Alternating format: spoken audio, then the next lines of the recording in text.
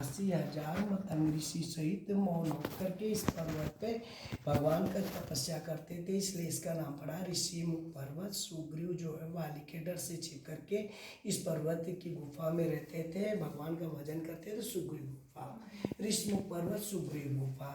जब मायू नाम के राक्षस को बाली ने मारा तो उसके रक्त की धारा आग की इधर गिरी, तो ऋषियों ने श्राप दे करके यहाँ से चले गए और सेबरी को जो है मतंग ऋषि ने उसकी जन्मभूमि भेज दिए, जाके तपस्या कर, जब भगवान का अवतार होगा तब तेरा उद्धार होगा।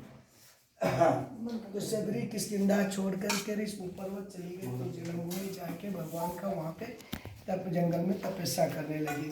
ज्योति से जब सीता जी का हरण होता तो आकाश मार्ग होते हुए रावण लंका की ओर लेके जा रहा था। राम नाम की चर्चा सुनी सीता जी ने, तो पहचान के लिए अपने वस्त्र यहाँ पे डाल दी थी ऋषि पर्वत पे, जो सुग्रीव को मिल गए थे। तो सीता जी की खोज में भगवान निकले पंचवटी, तो सबसे पहले दिल्ली सेबरी की कुटिया पहुंचे, उसको नौदा भक्ति दे करके आगे का रास्ता पूछे तो वो बताती है पंपा श्रृंग जाओ रघुराई, कहाँ वही सुग्रीव मिताई, आगे चले बहु रघुराया ऋषि मुख पर्वत में ता सचिव सहित है सुग्रीवा, आवत देख अतुल बल शिवा। हे प्रभु, पंपा सरोवर के निकट ऋषि पर्वत है, ऋषि पर्वत पे सुग्रीव अपने साथियों के साथ में रहते हैं। आप जाके उनसे मित्रता करेंगे तो वो सीता जी की खोज में मार्गदर्शन देंगे। तो भगवान पंपा सरोवर आते हैं, विश्राम पान करते हैं। 33 करोड़ देवी देवता जाकर के भगवान की आहुति करते हैं, राम महाराज का संवाद होता है। जब भगवान आगे ऋषिमुख बढ़ते तो ऋषिमुख पर्वत से सुग्रीव देख रहे थे, हनुमान जी को बोलते जाके पता करो यदि गाड़ी का कोई भेजा हुआ दूत हो तो वहीं से इशारा कर देना, मैं इस शिला छोड़ करके दूसरी जगह भाग जाऊंगा। पठाए बाल हुई मन मैला, भागो तुरंत तजो ये सैला, विप्र रूप ब्राह्मण का रूप धारण करके हनुमान जी जाते हैं, परिचय करते आप कौन कहाँ से। तो राम अपनी आप बीती बताते हैं, मैं 14 वर्ष का वनवास हुआ है, मेरी भार्य स्त्री को पंचवटी से राक्षस ने हरण कर ले गया, उसकी खोज के लिए निकले तो लिए 2 जन पीठ चढ़ाए, दोनों भाइयों को कंधे पे बैठा कर अपने नायक सुग्रीव के पास लाते हैं।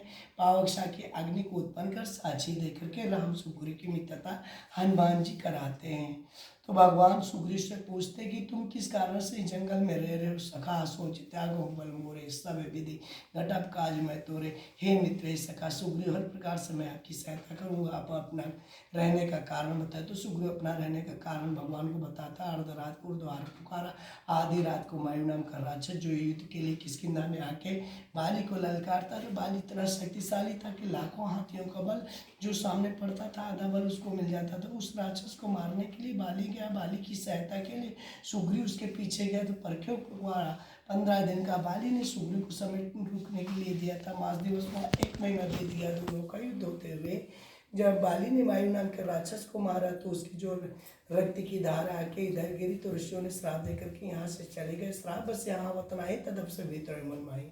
ऋषियों के श्राप के कारण बाली यहाँ आता है, नहीं निर्भय निडर होकर के मैं प्रभु आपका यहाँ पे भजन करता हूँ। तो वाली को ही मार सकता था जो 7 ताड़े एक बांध से गिरा देगा, जैसे सुग्रीव दिखाते बिना प्रयास रघुनाथ आए भगवान 7 ताड़ों को गिरा देते हैं और सुग्रीव को भेजते हैं वाली के पास के आपस में दोनों भाई संधि कर लो, मित्रता कर लो।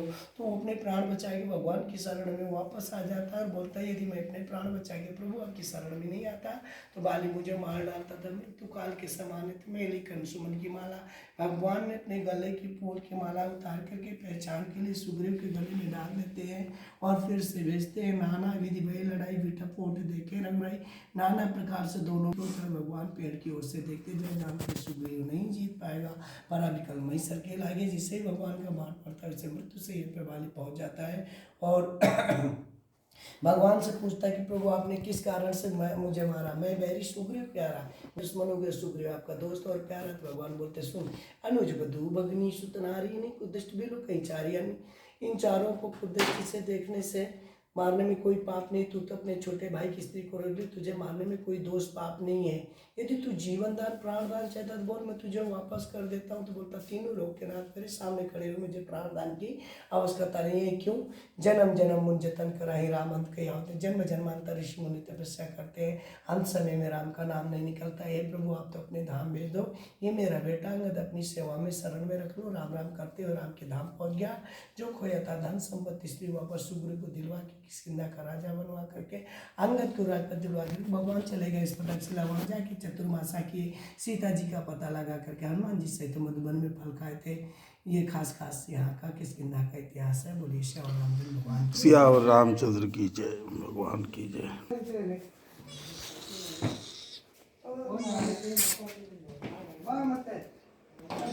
इधर खड़ी हो, उधर लाइट आओ थी।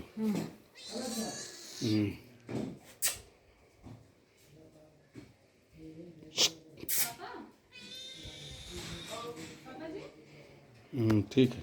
यात्रा.com पे है। बस वहीं से मंगा लो, ऑनलाइन है जी। एक फोटो आप ले लीजिए। वीडियो बना लीजिए।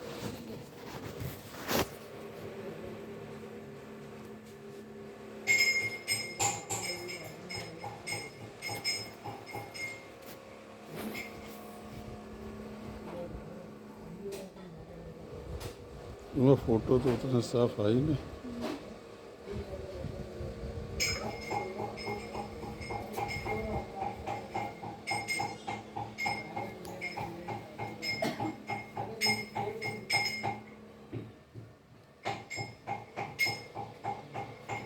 पूरा भारत भ्रमण है इसमें। ठीक है। वो मम्मी से मेरा फोन मांग रहा है।